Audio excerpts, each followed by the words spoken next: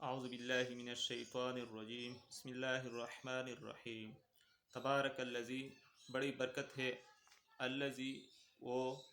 ذات انشاء جعل لکا کہ اگر وہ چاہے بنا لے تمہارے لیے خیرن بہتر من ذالکا اسی میں سے جنات باغ ہے تجری جو بہتی ہے من تحتها الانہار اس کے نیچے سے نہریں ویجعل لکا قصورا اور بنا دے تمہارے لیے بنگلے محل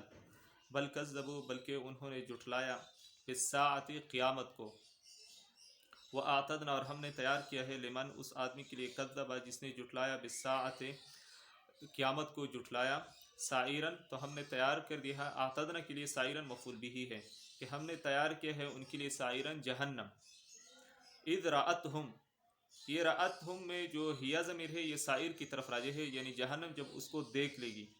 ہم ان لوگوں کو من مکان بعید دور کی جگہ سے سمعوا تو یہ لوگ سنیں گے لہا اس جہنم کی تغیظاً غیظ اور غضب جوش مارنا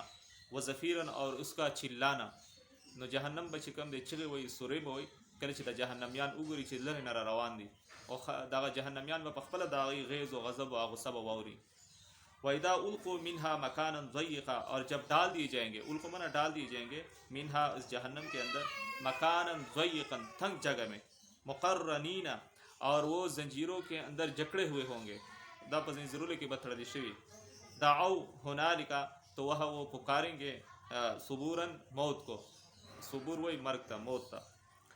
بیا اللہ رب العزت فرمائے چلا تدعو اليوم صبورا واحدا آپ ایک مرتبہ موت کو نہ پکارو بلکہ بار بار زیادہ ہی پکار دو یعنی آپ یہاں پر موت کو پکارنے کا کوئی ہی فائدہ نہیں لا تدعو اليوم صبورا واحدا آپ ایک مرتبہ موت کو دعوت نہ دو ودعو صبورا کثیرا بلکہ آپ بہت ہی زیادہ موت کو پکارتے رہیے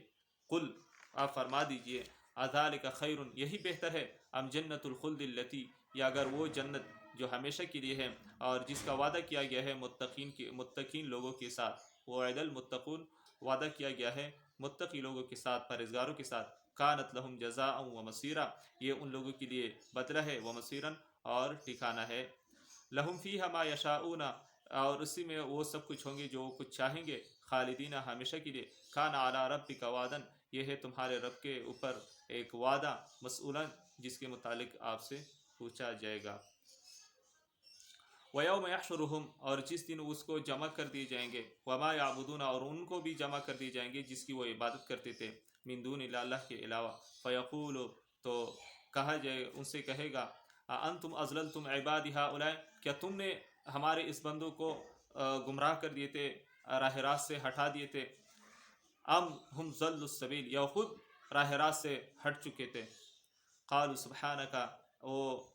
وہ کہیں گے کون کہیں گے جن کی یہ لوگ عبادت کرتے تھے یہ بت تھے یا صنم تھے یا پتھر تھے جو بھی تھے وہ کہیں گے سبحانک پاکی ہے تیرے لیے ما کانا ینبغی لنا ہمارے لیے بات مناسب نہیں تھی ان نتخذ من دونک کہ ہم بنا لیں تمہارے لیے